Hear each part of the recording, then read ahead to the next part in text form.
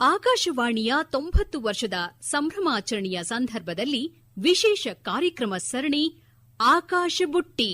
ಆಕಾಶದೀಪವು ನೀನು, ನಿನ್ನ ಕಂಡಾಗ ಸಂತೋಷವೇನು. ಈಗ ಕೇಳಿ ಗಾಯಕಿ ಕೆಎಂ ಕುಸುಮಾ ಅವರೊಂದಿಗೆ ಸಂದರ್ಶನ. ಇದು ಮೊದಲ ಭಾಗ.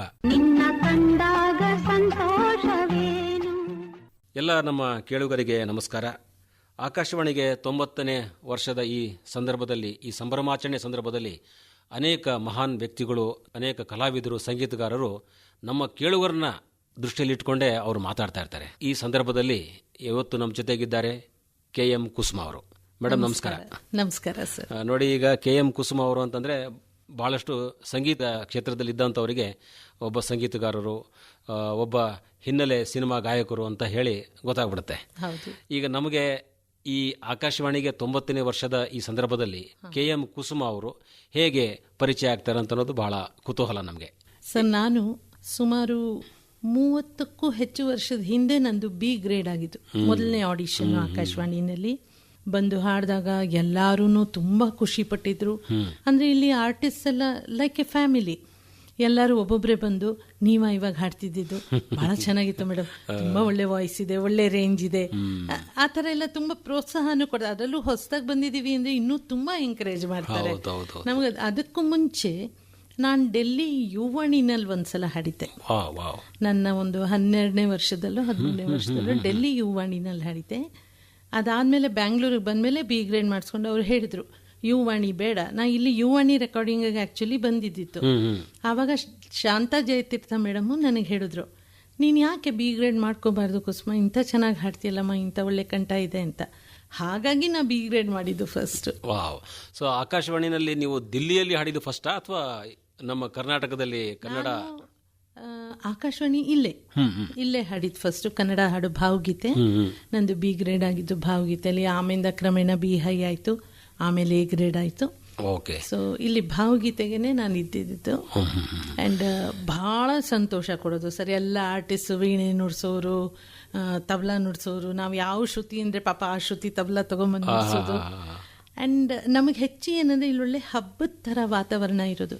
ಕೆಲವೆಲ್ಲ ಸ್ಪೆಷಲ್ ಒಬಿ ರೆಕಾರ್ಡಿಂಗ್ಸ್ಗೆಲ್ಲ ಕರ್ಸೋರು. ಒಂದ್ಸಲ ನಾನು ತುಂಬಾ ಮುಂಚೆ ಪದ್ಮಾಚರಣ್ ಸರ್ ಅವ್ರ ರೆಕಾರ್ಡಿಂಗ್ ಬಂದಿದ್ದೆ. He is the giant of Sugam Sangeet. ನಿಜ ನಿಜ. ನನಗೆ ಆವಾಗ ಹೆಚ್ಚು ಏನು ಅವ್ರ ಪರಿಚಯನೇ ಇರಲಿಲ್ಲ, ಯಾಕೆ ನಾನು ಡೆಲ್ಲಿಯಿಂದ ಬಂದು ಹೊಸ್ತು. ನಾವು ಹುಟ್ಟಿದ್ ಬೆಳೆದಿದ್ದೆಲ್ಲ ಡೆಲ್ಲಿಯಲ್ಲಿ. ನಮ್ಮ ತಂದೆ ಸೆಂಟ್ರಲ್ ಗೌರ್ಮೆಂಟ್ ಸರ್ವಿಸ್ ಅಲ್ಲಿ ಇದ್ರು, ಹಾಗಾಗಿ ಅಲ್ಲೇ ಇದ್ದಿತ್ತು. ಇಲ್ಲಿ ಬಂದು ಅವ್ರ ಮುಂದೆ ಕೂತ್ರು. ನಾವು ಸುಮಾರು ಜನ ಇದ್ವಿ ಹಾಡೋರು. ಅವರು ಸಡನ್ ಆಗಿ ನಾನು ನೋಡಿ, ಏನ್ ನಿನ್ನ ಹೆಸರು ಅಂದ್ರು. ಸರ್ ಕುಸುಮಾ. ಹಾ, ಈ ಹಣ್ಣಿ ಹಾಡು ಅಂದ್ರು. ಆಯ್ತು ಸರ್ ಅಂದೆ. ಕಲ್ತ್ಕೋ. ಹುಡುಗನ ವೇಷ್ಟಿತ ಚಂದ್ರ ಸುಶೋಭಿತ ದಿವ್ಯಾಂಬರ ಸಂಚಾರಿ, ಈ ಹಾಡು. ಸರಿ ಹಾಡ್ತಾ ಕಲ್ತ್ಕೊಂಡೆ. ನಂಗೆ ಅವ್ರ ಬಗ್ಗೆ ಏನೂ ಗೊತ್ತಿಲ್ಲ, ಸ್ವಲ್ಪ ಸ್ಟ್ರಿಕ್ಟ್ ಅಂತ ಅನ್ನಿಸ್ತಿತ್ತು ನೋಡಿದ್ರಲ್ಲಿ. ಯಾಕಂದ್ರೆ ಮಧ್ಯೆ ಬೇರೆ ಯಾರು ಏನಾದ್ರು ಗುನ್ಗುನಿಸ್ತಾ ಇದ್ರೆ ಸುಮ್ನಿರಕ್ಕಾಗಲ್ವೇನ ನಿಂಗೆ ಸುಮ್ನೆ, ತುಂಬಾ ವೆರಿ ಸ್ಟ್ರೈಟ್. ಅಂಡ್ ಒಂಥರ ಅವ್ರಿಗೆ ಸಲಿಗೆನೂ ಇತ್ತು, ಆ ಮಾಸ್ಟ್ರಿ ಇತ್ತು. That was the experience which I can never forget.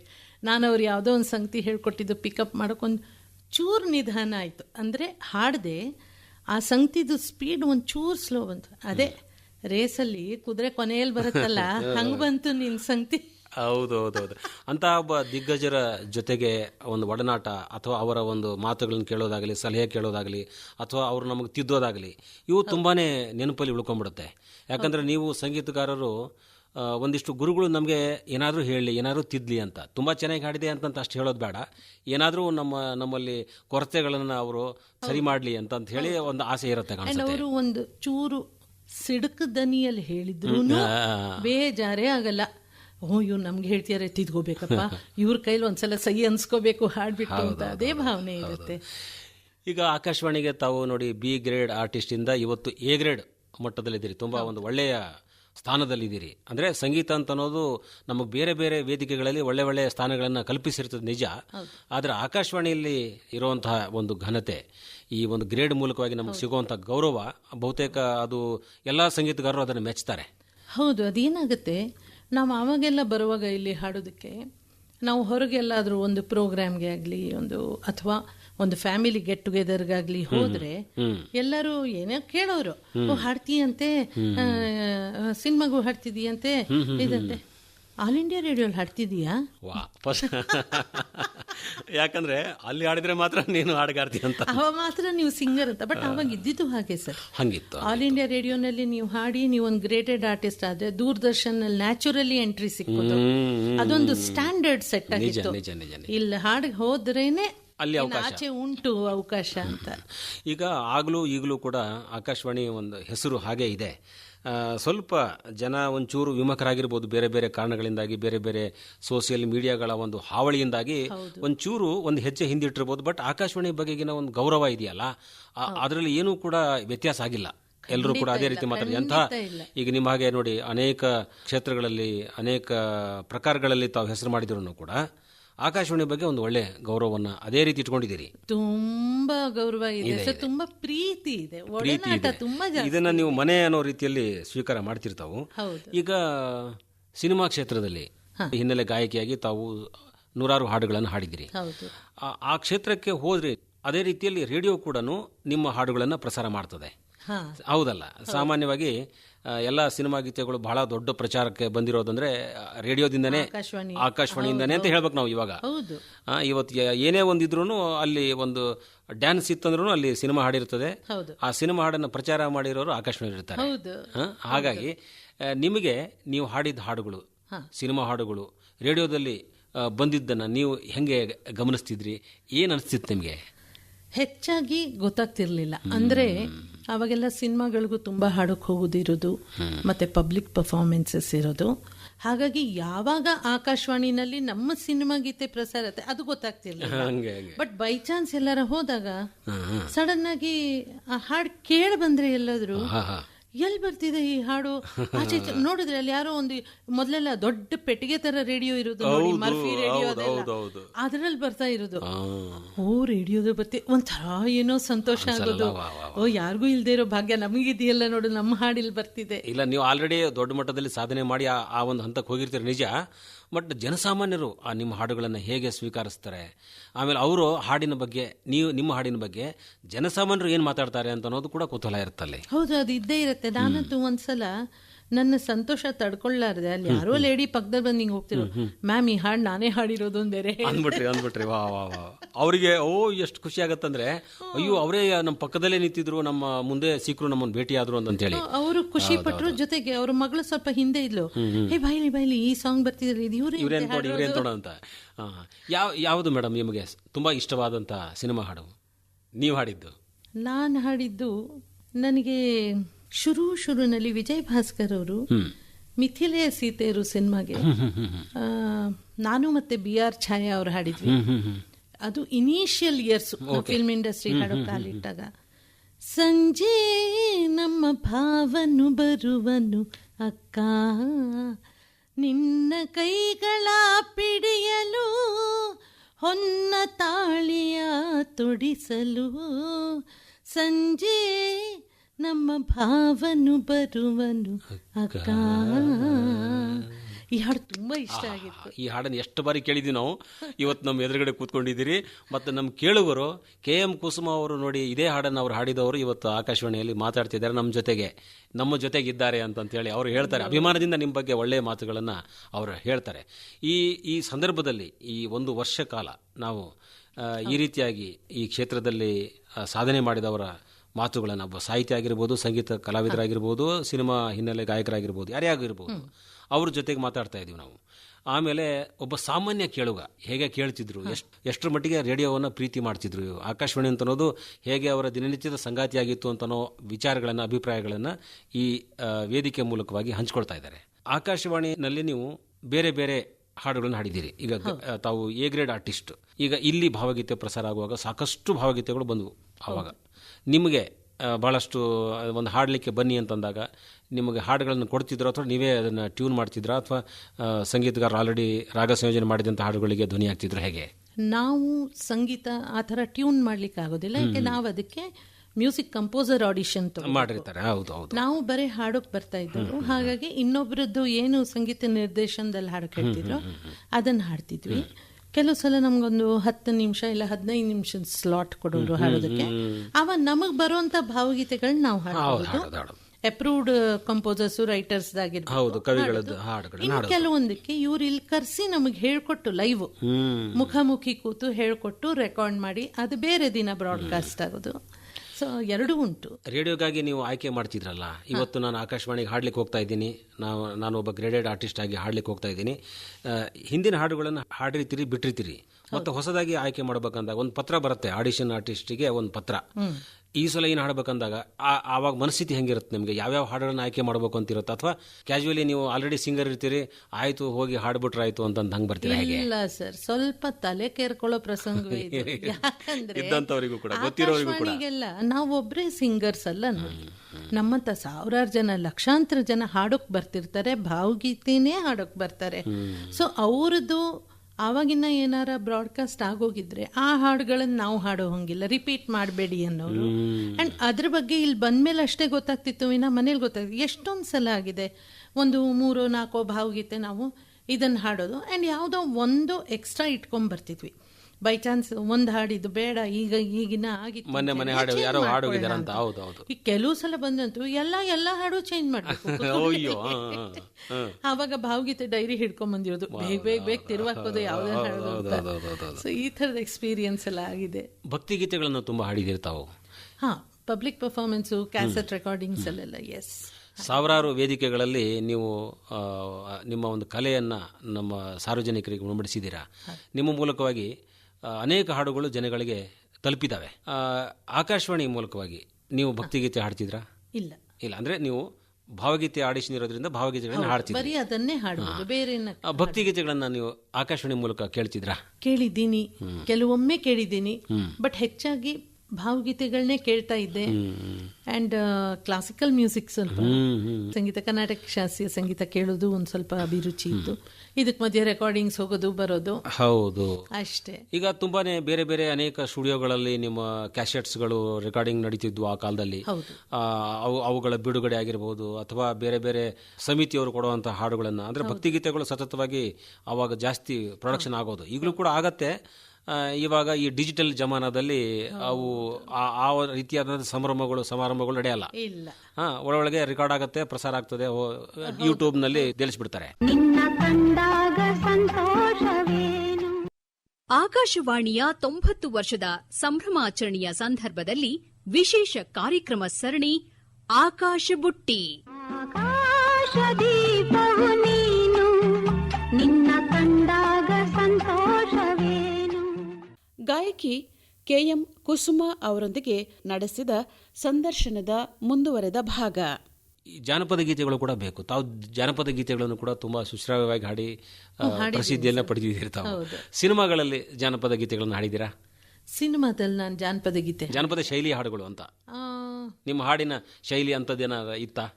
ಇಲ್ಲ, ಆ ತರ ಏನೂ ಇಲ್ಲ. ಯಾಕಂದ್ರೆ ನಾವು ಸಿನಿಮಾನಲ್ಲಿ ಹಾಡುವಾಗ ಸಂಗೀತ ನಿರ್ದೇಶಕರು ಏನನ್ನ ಹಾಡ್ಬೇಕಂತಾರೋ ಅದನ್ನೇ ಹಾಡ್ಬೇಕು, ಎಷ್ಟು ಹಾಡ್ಬೇಕಂತಾರೋ ಅಷ್ಟೇ ಹಾಡ್ಬೇಕು. ಕೆಲವರು ಮಾತ್ರ ಮನೋಧರ್ಮಕ್ಕೊಂದು ಅವಕಾಶ ಕೊಡೋರು, ಅಂದ್ರೆ ಬೇಸಿಕ್ ಟ್ಯೂನ್ ಇದೆ, 1-2 ಸಂಗತಿ ಚೂರು ಹಾಡ್ಬೋದು ಅನ್ನೋ, ಕೆಲವರು ಅದು ಕೊಡ್ತಿರ್ಲಿಲ್ಲ. ಅಂದ್ರೆ ಈಗ ನಂತರ ಏನಾಯ್ತು ಅಂದ್ರೆ, ಸಿನಿಮಾ ಹಾಡುಗಳು ಅಂತಂದ್ರೆ ಜಾನಪದ ಲೇಪನ ಇರುವಂತಹ ಹಾಡುಗಳು ಇರ್ತಿರ್ಲಿಲ್ಲ, ತುಂಬಾ ಅಲ್ಲೊಂದು ಇಲ್ಲೊಂದು ಇರ್ತಿದ್ವು ಮೊದಲು. ಆಮೇಲೆ ಈ ರೀತಿ ಆ ಒಂದು ಟಚ್ ಇರುವಂತಹ ಹಾಡುಗಳು ತುಂಬಾನೇ ಬಹಳ ಜನಗಳಿಗೆ ಇಷ್ಟ ಆದ್ವಲ್ಲ. ಹಾಗಾಗಿ ಆ ರೀತಿಯಾದಂತಹ ಹಾಡುಗಳನ್ನು ಕೂಡ ಕೊಡ್ಲಿಕ್ಕೆ ಪ್ರಯತ್ನ ಮಾಡಿದ್ರು ಸಿನಿಮಾ ಕ್ಷೇತ್ರದಲ್ಲಿ. ಹಾಗಾಗಿ ನಮಗೆ ನಮ್ಮ ಎಲ್ಲ ಸಂಗೀತಗಳಿಗೆ ಮೂಲ ಜಾನಪದ ಅಂತ ಹೇಳ್ತೀವಿ, ನಿಜ.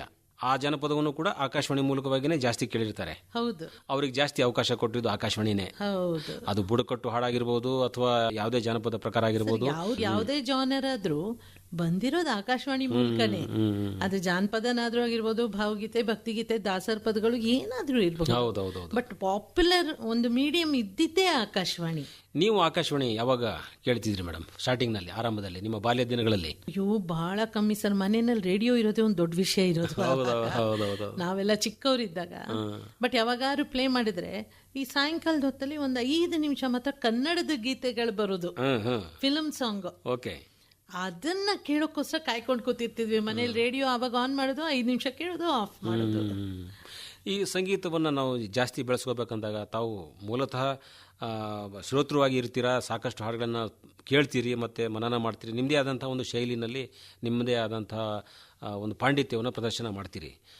ಆದರೆ ಈ ಸತತವಾಗಿ ಕೇಳುವಿಕೆ ಇದೆಯಲ್ಲ, ಆಕಾಶವಾಣಿ ಅಂತ ಅನ್ನೋದು ಕೇಳುವ ಮಾಧ್ಯಮ, ಸತತವಾಗಿ ಬರೀ ಒನ್ ವೇ ಇರ್ತದೆ. ಈಗ ನಾವು 2 ವೇ ಮಾಡಿದ್ದೀವಿ, ಫೋನಿನ ಮೂಲಕವಾಗಿ ಕೆಲವು ಸಲ ಸಂಪರ್ಕ ಮಾಡ್ತೀವಿ, ಒಂದು ಇಂಟರ್ಯಾಕ್ಟಿವ್ ಕಾರ್ಯಕ್ರಮಗಳು ಇರಬೇಕು ಅನ್ನೋ ಉದ್ದೇಶಕ್ಕೆ ಅದಕ್ಕೆ ಸ್ವಲ್ಪ ನಾವು ಬದಲಿಯಾಗಿದ್ದೀವಿ. ಮತ್ತು ಇವಾಗ ಸೋಷಿಯಲ್ ಮೀಡಿಯಾ ಬಂದಮೇಲೆ ವಾಟ್ಸ್ಆ್ಯಪ್ ಆಧಾರಿತ ಸಂದೇಶ, ಅವರ ಕೋರಿಕೆ ಅವನ್ನು ಕೂಡ ನಾವು ಸೇರಿಸಿದ್ದೀವಿ. ನೀವು ಒಬ್ಬ ಗಾಯಕರಾಗಿ ಕೇಳುವುದು ಎಷ್ಟು ಬಹಳ ಪ್ರಮುಖ ಅಂತ ಅನಿಸುತ್ತೆ, ನಮ್ಮ ಕೇಳುಗರಿಗೆ ಹೇಳಿ ಇದರ ಮಹತ್ವ ಸಾರಿ.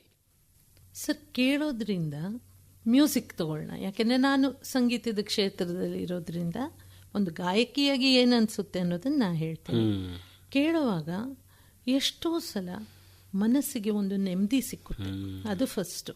ಜೊತೆಗೆ ನಮಗೆ ಅರಿವಿರೋಲ್ಲ, ಅಂದರೆ ನಮ್ಮ ಕೇಳುಗರಿಗೆ ನಮಗೆ ಅರಿವಿರೋಲ್ಲ ಎಷ್ಟೋ ಸಲ ನಮಗೆ ಯಾವ ಥರದ್ದು ಸಂಗೀತ ಅಥವಾ ಹಾಡು ಇಷ್ಟ ಆಗ್ಬೋದು ಅಂತ. ಇದರಿಂದ ಒಂದು ಟೈಪ್ ಆಫ್ ಸಾಂಗ್ಸ್ ನಮ್ಮ ಮನ್ಸಿಗೆ ಹಿತ ಕೊಡೋಕೆ ಶುರು ಆಗುತ್ತೆ.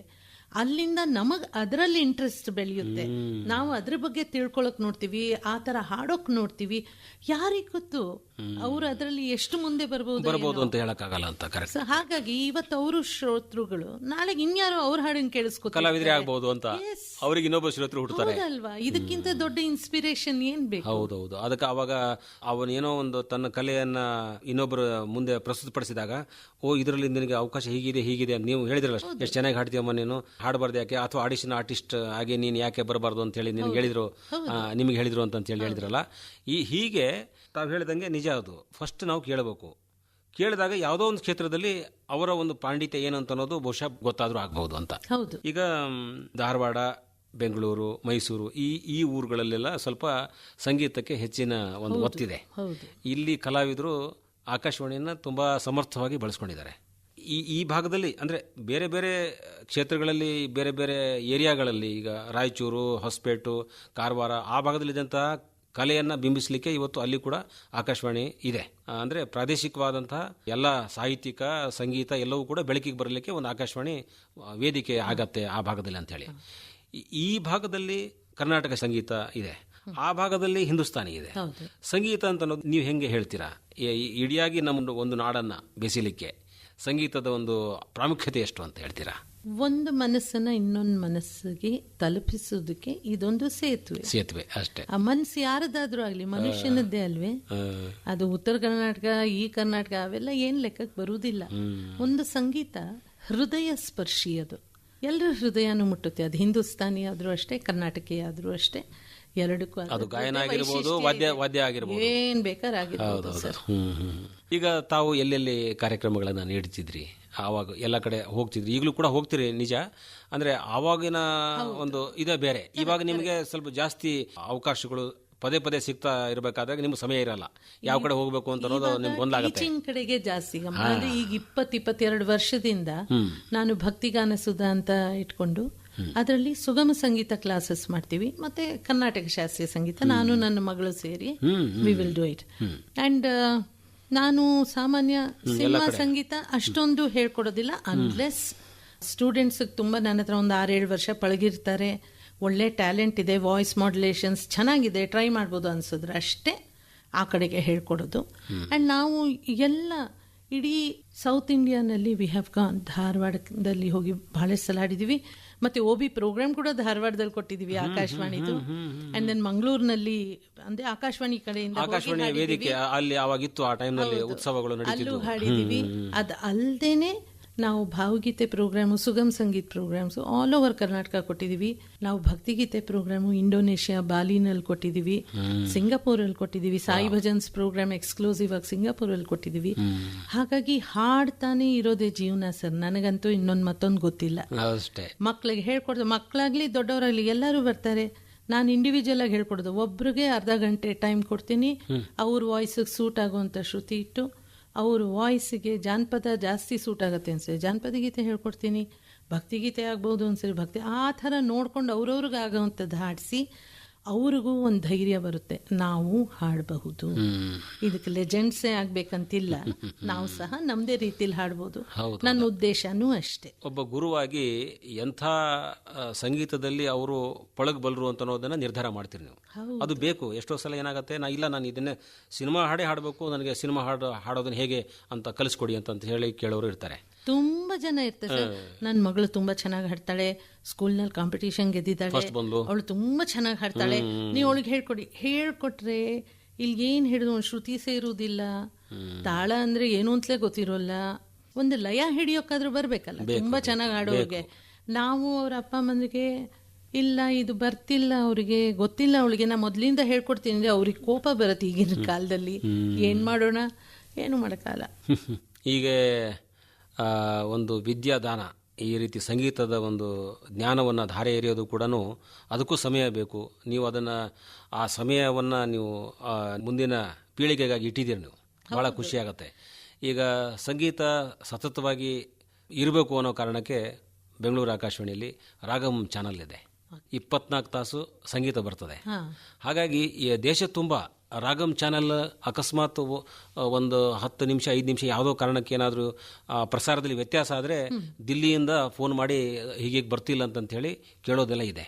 ಸಂಗೀತ ಅಷ್ಟು ದೊಡ್ಡ ಪ್ರಮಾಣದಲ್ಲಿ ಸಂಗೀತಕ್ಕಾಗಿ ಆಕಾಶವಾಣಿ ತುಂಬಾನೇ ತನ್ನ ಸಮಯವನ್ನು ಮೀಸಲಿಟ್ಟಿದೆ. ಮತ್ತೆ it is highly reachable sir, common ಮ್ಯಾನ್ಗೆ ಸುಲಭದಲ್ಲಿ ಸಂಗೀತನ ರೀಚ್ ಮಾಡಬಹುದು, ಕೇಳಬಹುದು, ಎಂಜಾಯ್ ಮಾಡಬಹುದು ಸುಲಭದಲ್ಲಿ, ಮತ್ತೆ ಖರ್ಚಿಲ್ಲದೆ, ಯಾವುದೇ ಟ್ಯಾಕ್ಸ್ ಇಲ್ಲ. ಯಾವುದೇ ಹಿಂದಿನ ಕಾಲದಲ್ಲಿ ರೇಡಿಯೋಕ್ಕೆ ಲೈಸೆನ್ಸ್ ಇತ್ತಂತೆ, ಈಗ ಯಾವುದೇ ಇಲ್ಲ. ಆದರೆ ನ್ಯೂಸ್ ಆನ್ ಏರ್ ಆ್ಯಪ್ ಇದೆ ನಮ್ಮದು ಆಕಾಶವಾಣಿದು, ದೇಶದ ಎಲ್ಲ ಆಕಾಶವಾಣಿಗಳನ್ನು ಕೇಳಬೇಕಾಗತ್ತೆ. ಹಾಗಾಗಿ ಅಲ್ಲಿ ಅವರು ಅದನ್ನು ಹಾಕ್ಕೊಂಡ್ರೆ ಕೇಳಬಹುದು. ಈಗ ಉದಾಹರಣೆ ಧಾರವಾಡದವರು ಬೆಂಗಳೂರಿನಾಗಿದ್ದಾರೆ, ಅಲ್ಲಿ ಕಾರ್ಯಕ್ರಮ ಕೇಳಬೇಕು ಅಂತ ಅನಿಸುತ್ತೆ, ಅದನ್ನು ಮೊಬೈಲ್ ಮೂಲಕವಾಗಿ ನ್ಯೂಸ್ ಆನ್ ಏರ್ ಆ್ಯಪ್ ಮೂಲಕವಾಗಿ ಕೇಳಬಹುದು. ಹಾಗಾಗಿ ಆಕಾಶವಾಣಿಯನ್ನು ತಪ್ಪಿಸ್ಕೊಂಡ್ವಿ ನಾವು, ಅಥವಾ ಇದೆಲ್ಲೋ ನಮಗೆ ತಪ್ಪೋಯ್ತು ಅಂತ ಅನ್ನೋ ಭಾವನೆ ಯಾರಿಗೂ ಬೇಡ. ಅದು ಜೊತೆಯಲ್ಲೇ ಇದೆ. ಅದು ರೇಡಿಯೋ ಸೆಟ್ಟಲ್ಲಿ ಇರಬೇಕಂತಿಲ್ಲ, ಅದು ಮೊಬೈಲಿಗೆ ಬಂದಿದೆ ಈಗ ನಮ್ಮ ಜೊತೆಗೆ. ನಾವು ಎಲ್ಲೇ ಹೋದಾಗೂ ಕೂಡ ಜೊತೆಗಿರುತ್ತೆ. ಕೇಳುವ ಕಲೆ, ಅದಕ್ಕೆ ಏನೇನು ಅರ್ಹತೆಗಳು ಬೇಕು ತಾವು ಹೇಳೋಂಗೆ? ಏನು ಬೇಡ, ಕೇಳೋಂಥ ಮನ್ಸು ಬೇಕಷ್ಟೇ. ವಿಷಯ ತಿಳ್ಕೋಬೇಕು ಅನ್ನೋ ಆಸಕ್ತಿ ಇರಬೇಕು, ಆ್ಯಂಡ್ ಒಂದು ಕುತೂಹಲನೂ ಸಹ ಇರಬೇಕು. ಯಾಕೆಂದರೆ ನಾವು ಕುತೂಹಲ ಇಲ್ಲ ಅಂದರೆ ಯಾವುದನ್ನು ಪ್ರಯತ್ನಿಸೋದೇ ಇಲ್ಲ. ಗೊತ್ತಿದೆ ರೀ ಅದಷ್ಟೇ ತಾನೇ ಅಂದ್ಬಿಡ್ತೀವಿ. ಅದ್ರ ಬದಲು ಮತ್ತೆ ಆಕಾಶವಾಣಿನಲ್ಲಿ ನಿಮಗೆ ಎಲ್ಲ ವಿಷಯದಲ್ಲೂ, ಅದು ಸಾಹಿತ್ಯ ಇರ್ಬೋದು, ಸಂಗೀತ ಇರ್ಬೋದು, ಫಾರ್ಮಿಂಗ್ ಇರಬಹುದು, ಏನಾರ ಇರಬಹುದು, ಅದ್ರ ಬಗ್ಗೆ ಬೇಸಿಕ್ ನಾಲೆಡ್ಜಿಂದ ಕೊಡ್ತಾರೆ ಅವರು ಎಲ್ಲನೂ. ಸೊ ನಿಮಗೆ ಮಾಹಿತಿ ತುಂಬಾ ಚೆನ್ನಾಗಿ ಸಿಕ್ಕುತ್ತೆ. ಹಾಗಾಗಿ ಕೇಳಬೇಕು. KM ಕುಸುಮ ಅವರು ಒಂದು ಏನಾದರೂ ಹಾಡು ಹಾಡಬಾರ್ದಾ ಅಂತಂತಾರೆ. ಈಗ ಮಾತಾಡ್ತಾ ಇದ್ದಾರೆ, ನಿಜ, ಭಾಳ ಒಳ್ಳೆಯದೇ ನಿಜ. ಒಂದು ಸ್ವಲ್ಪ ನಮಗೆ ಖುಷಿ ಆಗಬೇಕು ಅಂದರೆ ಭಕ್ತಿಗೀತೆನೋ ಅಥವಾ ಒಂದು ಸಿನಿಮಾ ಹಾಡೋ ಹಾಡಲಿ ಅಂತ ಹೇಳಿ ಬಯಸ್ತಾ ಇರ್ಬೋದು. ಹಾಡ್ತೀನಿ. ಬಂಗಾರ ನೀರ ಕಡಲಾಚೆಗೆ ಚೆಗಿದ ನೀಲ ನೀಲ ತೀರ, ಓ ಮಿಂಚು ಬಳಗ ತೆರೆ ತೆರೆಗಳಾಗಿ ಅಲೆಯುವುದು ಪುಟ್ಟ ಪೂರ. ಬಂಗಾರ ನೀರ ಕಡಲಾಚೆಗೆ ಚೆಗಿದ ನೀಲ ನೀಲ ತೀರ, ಓ ಮಿಂಚು ಬಳಗ ತೆರೆ ತೆರೆಗಳಾಗಿ ಅಲೆಯುವುದು ಪುಟ್ಟ ಪೂರ. ಅದು ನಮ್ಮ ಊರು, ಇದು ನಿಮ್ಮ ಊರು, ತಮ್ಮ ಊರು ತೀರ, ಅದರೊಳಗೆ ನಾವು ನಮ್ಮೊಳಗೆ ತಾವು, ಅದು ಇಲ್ಲ ಬಣ್ಣ ದೂರ. ಬಂಗಾರ ನೀರ ಕಡಲಾಚೆಗೆ ಚೆಗಿದೆ ನೀಲ ನೀಲ ತೀರ, ಓ ಮಿಂಚು ಬಳಗ ತೆರೆ ತೆರೆಗಳಾಗಿ ಅಲೆಯುವುದು ಪುಟ್ಟ ಪೂರ, ಅಲೆಯುವುದು ಪುಟ್ಟ ಪೂರ, ಅಲೆಯುವುದು ಪುಟ್ಟ ಪೂರ. ವಾ ವಾ ವಾ. ಹೀಗೆ KM ಕುಸುಮ ಅವರು ನಮ್ಮೆಲ್ಲ ಕೇಳುಗರ ಜೊತೆಗೆ ಒಂದು ಕೊಂಡಿಯಾಗಿ ಇವತ್ತಿನ ಈ ಕಾರ್ಯಕ್ರಮದಲ್ಲಿ ಜೊತೆಗಿದ್ದಾರೆ. ಈ ಸಂದರ್ಭದಲ್ಲಿ ಈ ಕಾರ್ಯಕ್ರಮದ ಮೂಲಕವಾಗಿ ನಾವು ಏನು ಹೇಳೋದಂದರೆ, ಆಕಾಶವಾಣಿ ಅನೇಕ ಕಲಾವಿದರಿಗೆ ಒಂದು ಸ್ಥಾನಮಾನವನ್ನು ಕೂಡ ನೀಡಿದೆ. ಅದರ ಗೌರವವನ್ನು ಕೂಡ ಅವರು ಉಳಿಸ್ಕೊಂಡಿದ್ದಾರೆ. ಜೊತೆಗೆ ಮತ್ತೆ ಮತ್ತೆ ಆಕಾಶವಾಣಿಗೆ ಬರ್ತಾನೆ ಇದ್ದಾರೆ. ಬೇರೆ ಬೇರೆ ಕಾರಣಕ್ಕೆ ಅವರು ಎಷ್ಟೇ ಬ್ಯುಸಿ ಇದ್ರೂ ಕೂಡ ಅವರು ಬರ್ತಾರೆ. ಆಕಾಶವಾಣಿ ನಮ್ಮ ಮನೆ, ನನ್ನ ತವರು ಮನೆಗೆ ಬಂದಾಗತ್ತೆ ಅಂತ ಹೇಳಿ ಅದೇ ಒಂದು ಪ್ರೀತಿಯ ಭಾವವನ್ನು ಅವರು ವ್ಯಕ್ತಪಡಿಸ್ತಾರೆ. ಈ ಸಂದರ್ಭದಲ್ಲಿ ತಾವು ಒಬ್ಬ ಸಿನಿಮಾ ಕ್ಷೇತ್ರದಲ್ಲಿ ದೊಡ್ಡ ಹೆಸರು ಮಾಡಿ ಹಿನ್ನೆಲೆ ಗಾಯಕರಾಗಿ ಭಕ್ತಿಗೀತೆಗಳನ್ನು ಹಾಡಿ ಬೇರೆ ಬೇರೆ ಸಂಗೀತ ಪ್ರಕಾರಗಳಲ್ಲಿ ಕೂಡ ನಿಮ್ಮ ಛಾಪನ್ನು ನೀವು ಇಟ್ಟಿದ್ದೀರಿ ಮತ್ತು ಸಂಗೀತವನ್ನು ನೀವು ಕಲಿಸ್ತಾ ಇದ್ದೀರಿ. ಅದು ಬೇಕಾಗಿದೆ. ಮತ್ತು ನಿಮ್ಮ ಮನೆಯಲ್ಲಿ ನಿಮ್ಮ ಮಗಳಿಗೆ ಕೂಡ ನೀವು ಸಂಗೀತ ಕಲಿಸಿದ್ದೀರಿ ಅಂತ, ಅಥವಾ ಅದು ತಾನೇ ಬಂದಿದೆ ಅಂತ ಅನ್ನೋದಕ್ಕಿಂತ ಸಂಗೀತ ಸುಮ್ಮನೆ ಬರಲ್ಲ, ಅದು ಅದರ ಒಂದು ಪರಿಸರ ಇರಬೇಕು. ಆರಂಭದಿಂದನೇ ಆ ಒಂದು ನಾದ ಕೇಳಿ ಕೇಳಿ ಕೇಳಿ ಅವರು ಕೂಡ ಸಂಗೀತಗಾರರಾಗಿ ಇವತ್ತು ಹೊರಹೊಮ್ಮಿದ್ದಾರೆ ಅಂತಂತ ಹೇಳಿ ನಾವು ಹೇಳೋಣ. ಅಂದರೆ ಆಕಾಶವಾಣಿ ಎಲ್ಲರಿಗೂ ಅವಕಾಶ ಕೊಟ್ಟಿದೆ ಅಂತ, ಹೌದು. ಜನಸಾಮಾನ್ಯರಿಂದ ಹಿಡ್ಕೊಂಡು ದೊಡ್ಡ ದೊಡ್ಡ ಕಲಾವಿದರಿಗೂ ಕೂಡ ಮತ್ತೆ ಮತ್ತೆ ಅವಕಾಶ ಕೊಡ್ತಾ ಇದೆ ಅಂತ ಹೇಳ್ಬೋದು. ದೂರದರ್ಶನದ ಮೂಲಕವಾಗಿ ಕೂಡ ಆಕಾಶವಾಣಿಯ ಒಂದು ಆಡಿಷನ್ ಸರ್ಟಿಫಿಕೇಟ್ ಮೂಲಕವಾಗಿಯೇ ಅಲ್ಲಿ ಅವಕಾಶ ಇದೆ. ಈ ಎಲ್ಲ ಕಲೆಗೆ ಬೆಲೆ ನೀಡ್ತಾ ಇದೆ ಆಕಾಶವಾಣಿ. 90ನೇ ವರ್ಷಾಚರಣೆ ತುಂಬ ಸಂಭ್ರಮದಿಂದ ನಿಮ್ಮಂಥವರ ಅನುಭವಗಳನ್ನು ನಾವು ಇಲ್ಲಿ ಕೇಳಿಸೋದ್ರಿಂದ ಅದು ಇನ್ನಷ್ಟು ಅದಕ್ಕೆ ಮೆರುಗು ಬಂದಿದೆ ಅಂತ ಹೇಳ್ಬೋದು. ತುಂಬಾ ಧನ್ಯವಾದಗಳು. ಸಂಭ್ರಮದಲ್ಲಿ ನೀವು ನಮ್ಮನ್ನೂ ಸೇರಿಸಿಕೊಂಡಿದ್ದಕ್ಕೆ ತುಂಬಾ ಸಂತೋಷ. Thank you. ನಮಸ್ಕಾರ. ನಮಸ್ಕಾರ. ನಮಸ್ಕಾರ ಸರ್. ನಿನ್ನ ಕಂಡಾಗ ಸಂತೋಷವೇನು. ಇದುವರೆಗೆ ಗಾಯಕಿ KM ಕುಸುಮ ಅವರೊಂದಿಗೆ ನಡೆಸಿದ ಸಂದರ್ಶನದ ಮುಂದುವರೆದ ಭಾಗ ಕೇಳಿದಿರಿ. ಸಂದರ್ಶಕರು ಜಾಂಪಣ್ಣ ಆಶಿಹಾಳ್. ಆಕಾಶದೀಪ